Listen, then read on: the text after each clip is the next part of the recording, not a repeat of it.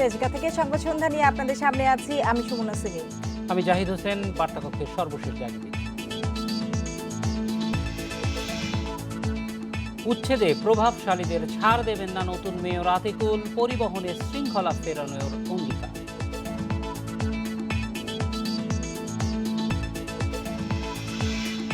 নির্বাচনে ভোটার কমে বিএনপির অনুপস্থিতি দেখছেন বিশ্লেষকেরা, আছে উপনির্বাচনে অনাগ্রহের বিষয়েও।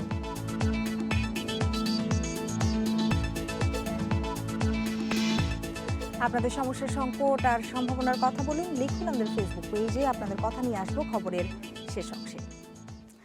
জাহিদ, ঢাকা উত্তরের সদ্য বিজয়ী মেয়র আতিকুল ইসলাম নানা প্রতিশ্রুতি দিয়েছেন নগরবাসীদের উদ্দেশ্যে। তিনি বলেছেন যে সমস্যার সমাধান করেই নগরবাসীর আস্থা অর্জন করবেন প্রথমেই, এবং অবৈধ দখল উচ্ছেদে তিনি কাউকেই ছাড় দেবেন না, এটা প্রভাবশালী হোক বা রাজনৈতিক কোনো নেতাই হোক। আমরা দেখতে চাই যে এই অঙ্গীকার এবং একই সঙ্গে ঢাকার যে যানজট শৃঙ্খলা ফিরিয়ে আনার তিনি প্রতিশ্রুতি দিয়েছেন সেটা কতটা শক্তভাবে তিনি করতে পারেন সেটা দেখার বিষয়। দেখে আসে এই বিষয়ে একটা প্রতিবেদন।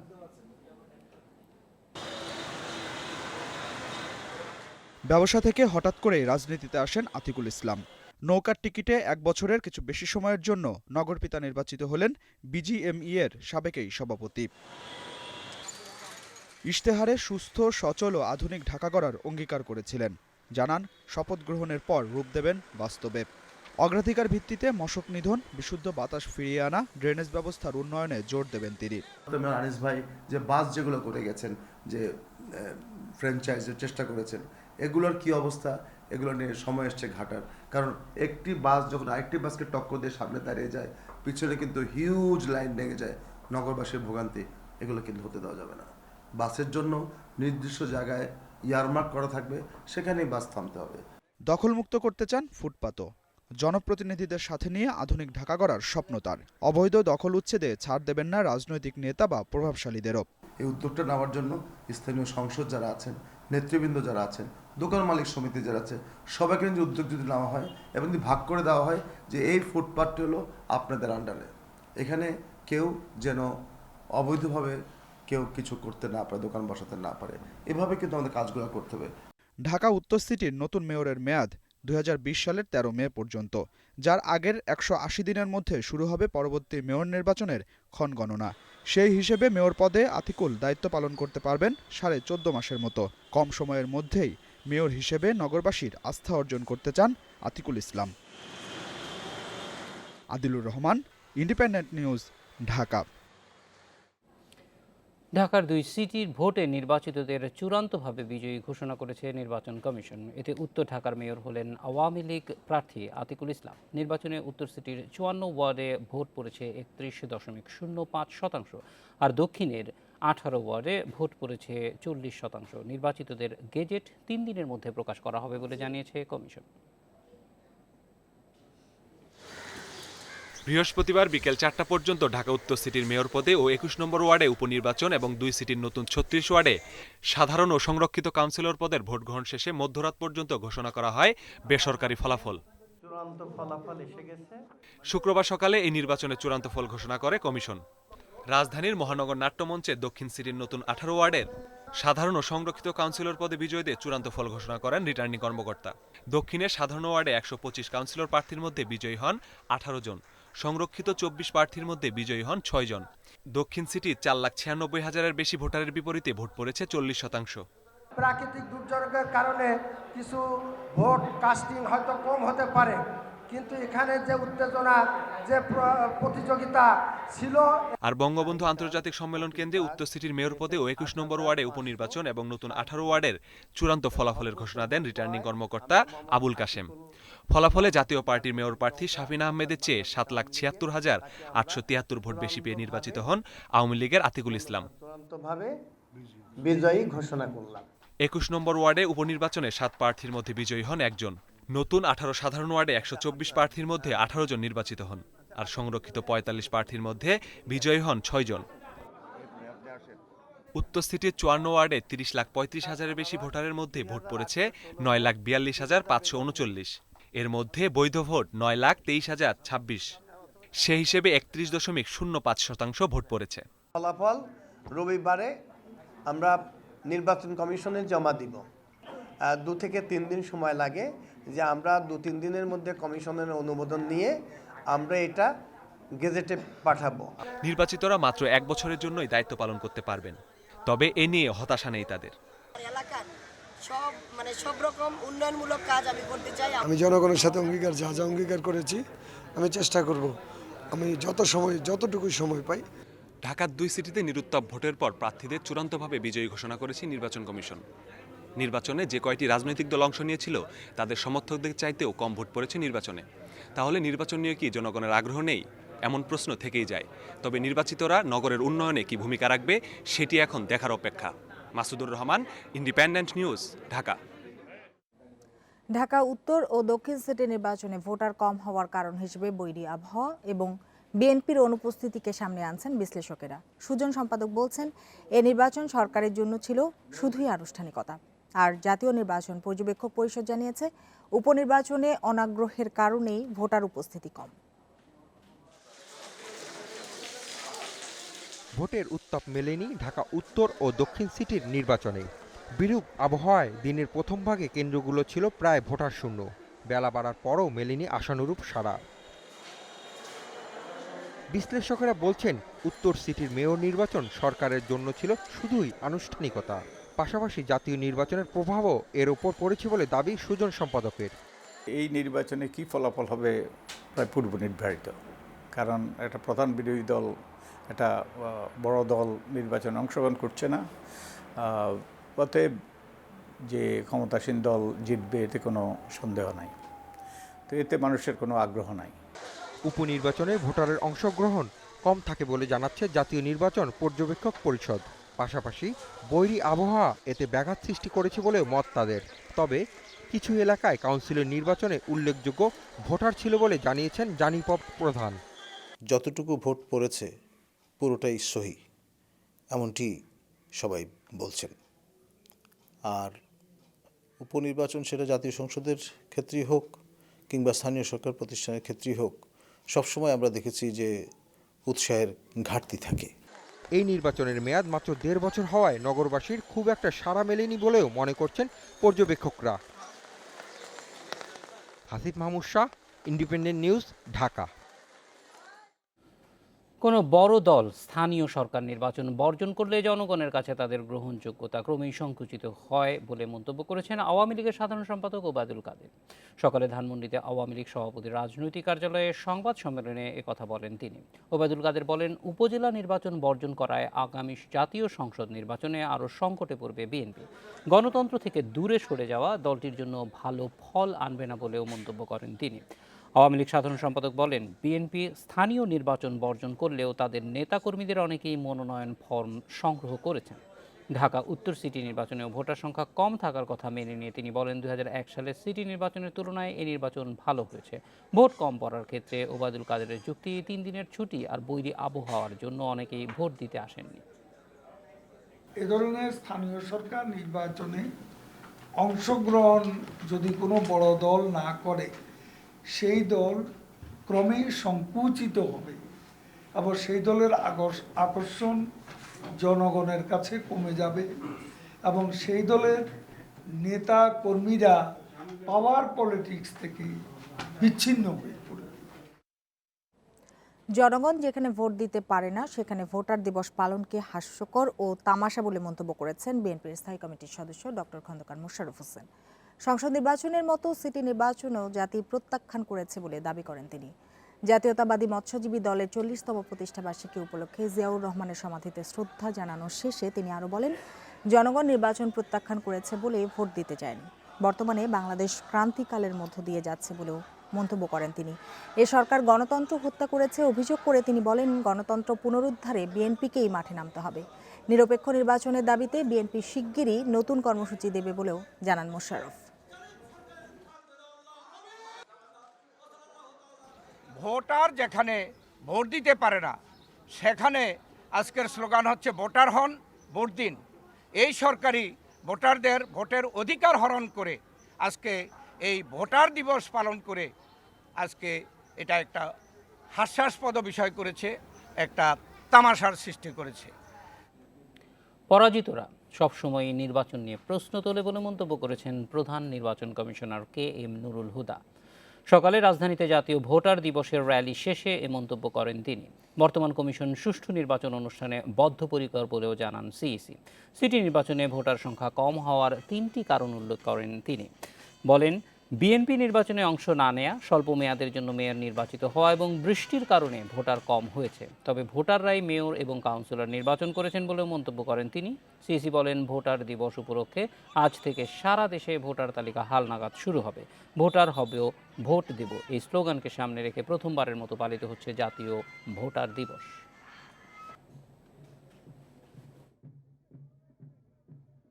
যারা পরাজিত হয় নির্বাচিত আসে না, তারাই বলে এই নির্বাচন কমিশন ভালো না। এটা দেশের কালচার, সবসময় হয়ে থাকে। এবছর তার ব্যতিক্রম না। কিন্তু জনগণ অংশগ্রহণ করেছে, তারা ভোট দিয়েছে। যারা ভোট দিয়েছে তাদের ভোটে মেয়র নির্বাচিত হয়েছে, কাউন্সিলর নির্বাচিত হয়েছে। প্রবাসীরাও যাতে জাতীয় পরিচয়পত্র সহ ভোটাধিকার প্রয়োগ করতে পারেন তা বিবেচনার আহ্বান জানিয়েছেন রাষ্ট্রপতি মোহাম্মদ আব্দুল হামিদ। বিকেলে আগারগাঁওয়ে নির্বাচন কমিশন সচিবালয়ে প্রথমবারের মতো জাতীয় ভোটার দিবস উদযাপন অনুষ্ঠানের ভাষণে তিনি একথা বলেন। রাষ্ট্রপতি বলেন, দেশের প্রায় 1 কোটি লোক প্রবাসে আছেন। তাদের পাঠানো বৈদেশিক মুদ্রা অর্থনীতিতে গুরুত্বপূর্ণ ভূমিকা রাখছে। তাদের অনেকেরই জাতীয় পরিচয়পত্র নেই। প্রবাসীরা যাতে জাতীয় পরিচয়পত্র পেতে পারেন তার উদ্যোগ নেওয়া প্রয়োজন বলেও মন্তব্য করেন তিনি। একজন যোগ্য নাগরিকও যাতে ভোটার তালিকায় অন্তর্ভুক্তি থেকে বাদ না পড়েন সেজন্য নির্বাচন কমিশনকে সতর্ক থাকার আহ্বান জানান রাষ্ট্রপতি। স্বাগত জানান জাতীয় ভোটার দিবস উদযাপনের উদ্যোগকেও।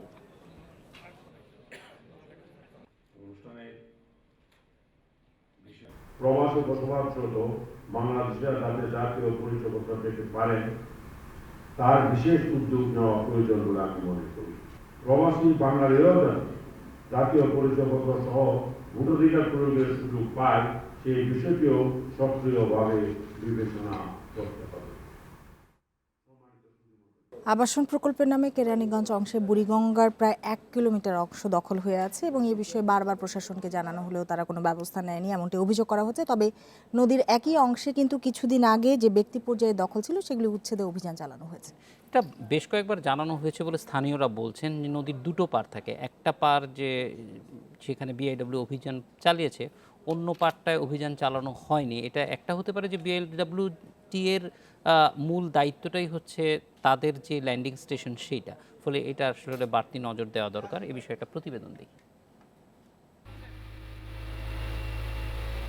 প্রায় 3 বছর ধরে কেরানীগঞ্জের সাক্তা ইউনিয়নের মধ্যের চর, ঝাউচর, বালুরচর এই 3 গ্রামের প্রায় 1 কিলোমিটার দীর্ঘ নদীর তলদেশ পার ও নদীর ঢাল দখল করে গড়ে উঠেছে আবাসন প্রকল্প।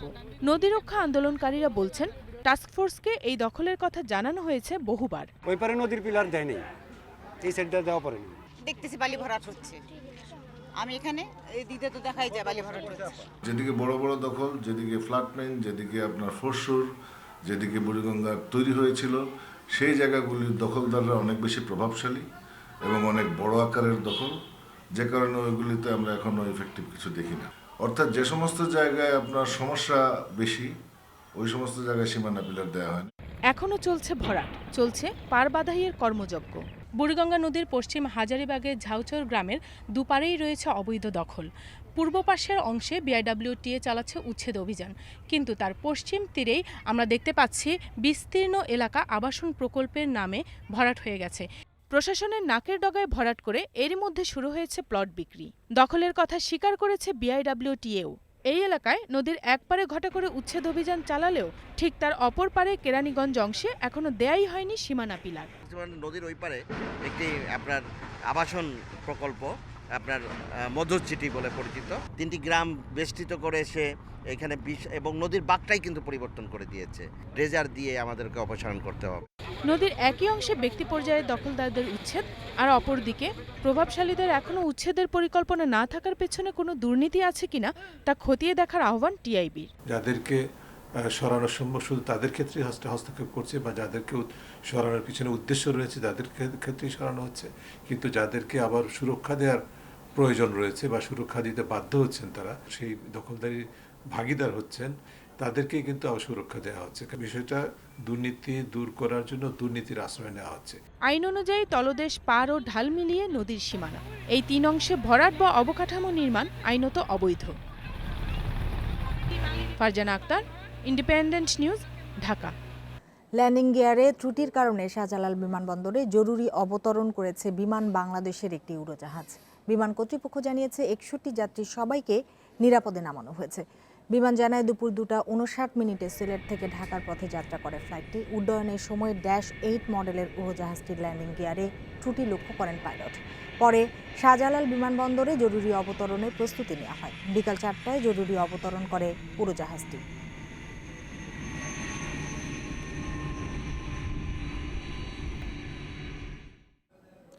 পুরান ঢাকার চুরিহাট্টার আগুনে দগ্ধ রেজাউল মারা গেছেন। ভোরে ঢাকা মেডিকেলে চিকিৎসাধীন অবস্থায় তার মৃত্যু হয়। এ নিয়ে চকবাজার ট্র্যাজেডিতে মৃত্যুর সংখ্যা দাঁড়ালো 70 জনে। এর আগে ঢাকা মেডিকেলে মারা যান আরও 2 জন। 20 ফেব্রুয়ারি রাত 10:30টার দিকে আগুন লাগে চকবাজারের চুরিহাট্টায়। এতে ঘটনাস্থলেই প্রাণ হারান 67 জন। গুরুতর দগ্ধ 9 জনকে ভর্তি করা হয় ঢাকা মেডিকেলের বার্ন ইউনিটে। ফায়ার সার্ভিসের 37টি ইউনিট 10 ঘন্টার চেষ্টায় আগুন নিয়ন্ত্রণ আনে। এই ট্র্যাজেডির পর পুরান ঢাকা থেকে রাসায়নিকের গুদাম সরিয়ে নেওয়ার সিদ্ধান্ত নেয় সরকার।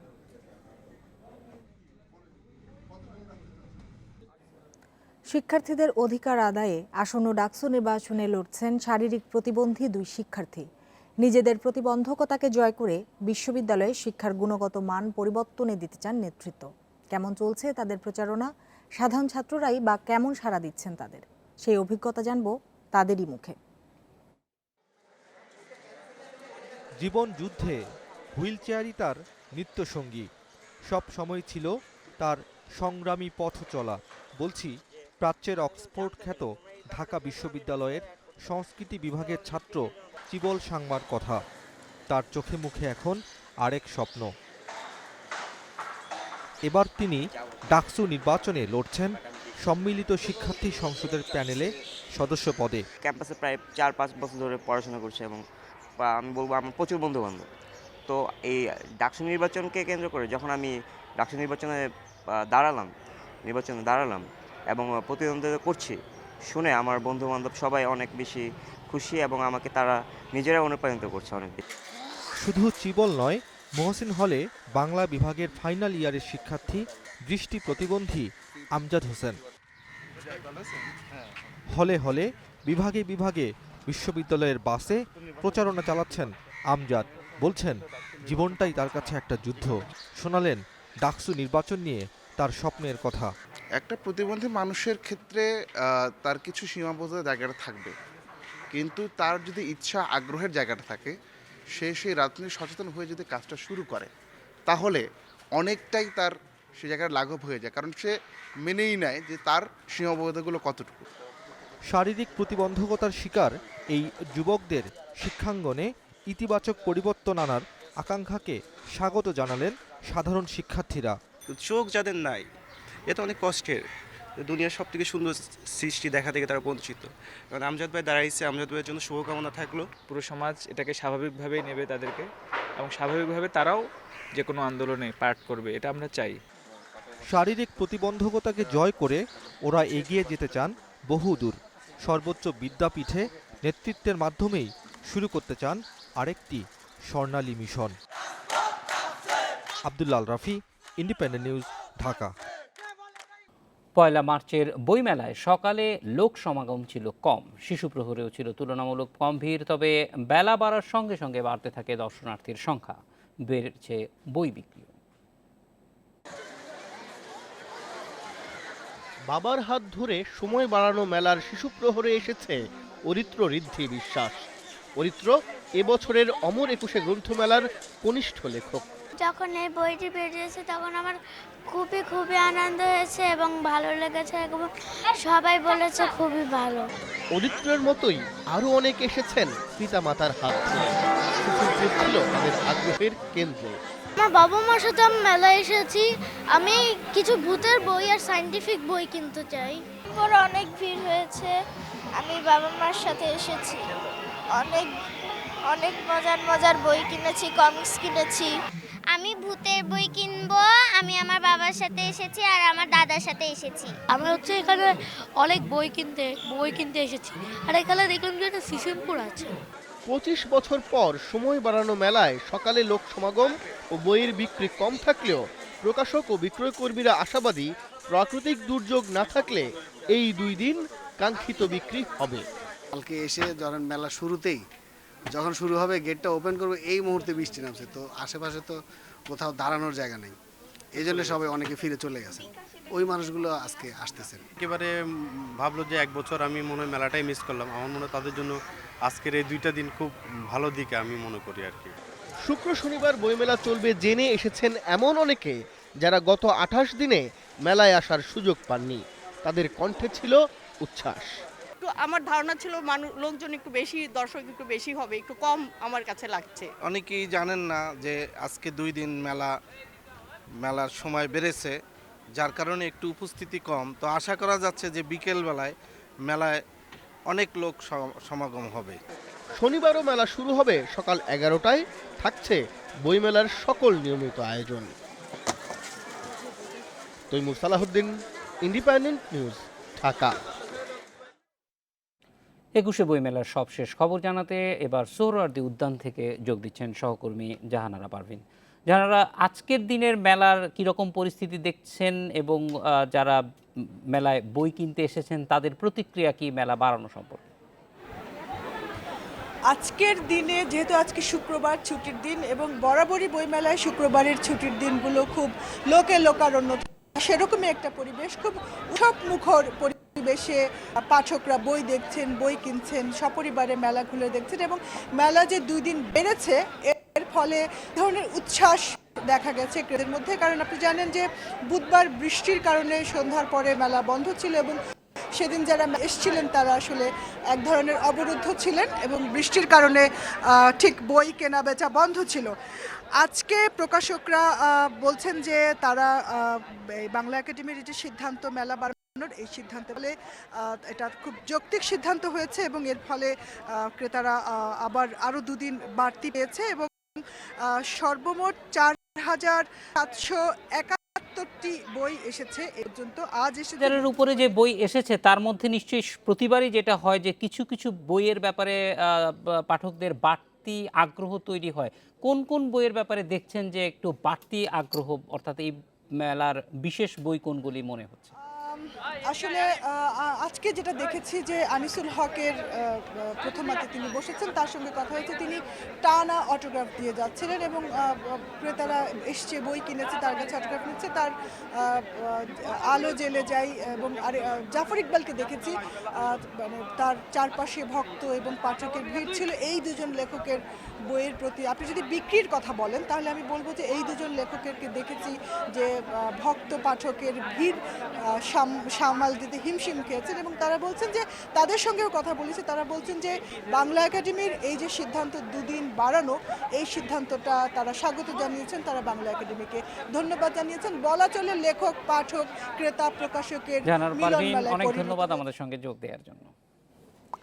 জাহিদ, বই পড়ার অভ্যেস গড়ে তোলার জন্য ব্যতিক্রমী উদাহরণ তৈরি করেছিলেন পলান সরকার। তিনি বাড়ি বাড়ি পায়ে হেঁটে গিয়ে সবার কাছে বই পৌঁছে দিতেন বই পড়ার জন্য।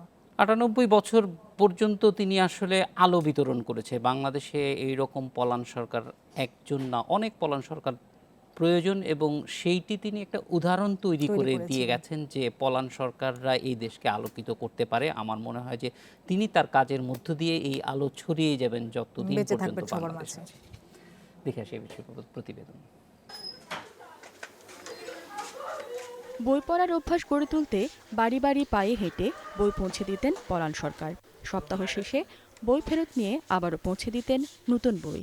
এভাবেই উত্তরবঙ্গের মানুষের মধ্যে বই পড়ার আগ্রহ তৈরির এক ব্যতিক্রমী উদাহরণ গড়ে তোলেন পলান সরকার। গ্রামে গ্রামে বই পড়ার অভ্যাস গড়ে তুলতে অভিনব এই কার্যক্রম ক্রমেই দেশের মানুষের কাছে তাকে পরিচিত করে তোলে আলোর ফেরিওয়ালা হিসেবে। 2011 সালে বিশেষ সামাজিক এই অবদান রাখার জন্য লাভ করেন 21শে পদক। দীর্ঘদিন বার্ধক্যজনিত রোগে ভোগার পর শুক্রবার দুপুরে শেষ নিঃশ্বাস ত্যাগ করেন তিনি। আমাদের সকলকে দুঃখের সাগরে বাড়িতে চলে গেলেন আমাদের এই পরবারে। আমি সকলের কাছে দোয়া প্রার্থনা করছি, আল্লাহ যেন ওনাকে বেস্ত নসিব করেন। পলান সরকারের আসল নাম হারেজউদ্দিন। জন্মেছিলেন 1921 সালের 9 সেপ্টেম্বর রাজশাহীর বাঘাতে। বইপাগল গুণিয়ে ব্যক্তি রাজশাহী জেলার 20টি গ্রামের পথে পথে হেঁটে মানুষের কাছে পৌঁছে দিয়েছেন বই। আলোর এই ফেরিওয়ালার মৃত্যুতে শোকের ছায়া নেমে আসে এলাকায়। প্রাতিষ্ঠানিক উচ্চ ডিগ্রি তার না থাকলেও অসাধারণ তীক্ষ্ণ মেধাসম্পন্ন একজন মানুষ উনি ছিলেন। যাবৎকাল উনি যে আমাদের সাথে যে কিভাবে মিশেছেন, মানুষ যে এইভাবে মানুষের সাথে মিশতে পারে, মানুষের সাথে কথা বলতে পারে, মানুষের কাজ করতে পারে, এত হিতৈষী মানুষ মনে হয় আর মানুষ পাবে না। আগামীকাল সকাল 10টায় বাউসা হাই স্কুল মাঠে পলান সরকারের জানাজা নামাজ অনুষ্ঠিত হবে। এরপর তাকে দাফন করা হবে পারিবারিক গোরস্থানে। Independent News desk. কক্সবাজারের টেকনাফে পুলিশ ও বিজিবির সঙ্গে গোলাগুলিতে 4 জন নিহত হয়েছে। নিহতেরা মাদক ব্যবসায়ী বলে দাবি করছে আইনশৃঙ্খলা রক্ষা বাহিনী। ভোরে টেকনাফের সাবরাঙ্গের পুরাতন মকপাড়া এবং ওয়াইংখংয়ের নয়াপাড়ায় গোলাগুলির এ ঘটনা ঘটে। ঘটনাস্থল থেকে ইয়াবা ও অস্ত্র উদ্ধার করা হয়েছে। পুলিশ জানায় মিয়ানমার থেকে ইয়াবা আনা হচ্ছে এমন খবরে ভোরে মকপাড়ায় অভিযানে যায় তারা। সেখানে মাদক ব্যবসায়ীদের সঙ্গে ঘণ্টাব্যাপী গোলাগুলিতে নিহত হন ইয়াবা ব্যবসায়ী নাজির আহমেদ এবং গিয়াসউদ্দিন। তাদের বিরুদ্ধে মাদক ও মানব পাচার সহ একাধিক মামলা রয়েছে। একই সময়ে নয়াপাড়ায় বিজিবির সঙ্গে ইয়াবা ব্যবসায়ীদের গোলাগুলিতে নিহত হয় 2 জন। তারা হলেন টেকনাফ পৌরসভার উত্তর জালিয়াপাড়ার মোহাম্মদ হাসান আলী ও সদর ইউনিয়নের মোহাম্মদ হোসেন ওরফে কামাল। তাদের বিরুদ্ধে থানায় একাধিক মামলা রয়েছে।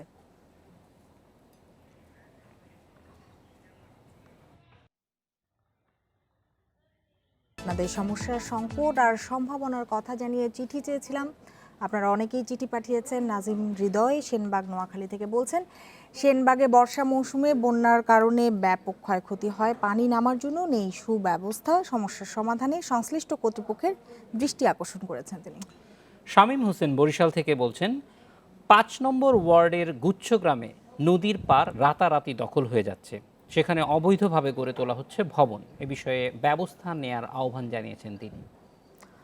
রাজীব আহমেদ মাধবদী নরসিংদী থেকে তিনি বলছেন, মাধবদীতে ব্রহ্মপুত্র নদীর পাশে গড়ে উঠেছে বড় বড় টেক্সটাইল মিল, যেখান থেকে কেমিক্যাল বর্জ্য রং গিয়ে মিশছে পানিতে। এতে নদী ও পরিবেশ দুটোই ক্ষতিগ্রস্ত হচ্ছে। তিনি দৃষ্টি আকর্ষণ করেছেন। দর্শকদের ধন্যবাদ জানাতে চাই তাদের চিঠিগুলোর জন্য। শেষ করব সংবাদ সন্ধ্যা। তার আগে জানিয়ে দেব শিরোনামগুলো। উচ্ছেদে প্রভাবশালীদের ছাড় দেবে না নতুন মেয়র আতিকুল, পরিবহনে শৃঙ্খলা ফেরানোর অঙ্গীকার।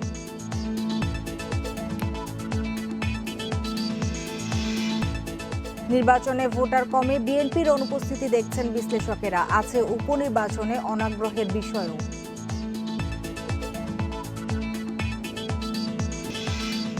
আর এই ছিল আজকের সংবাদ সন্ধ্যায়। আমন্ত্রণ আমাদের পরের আয়োজন।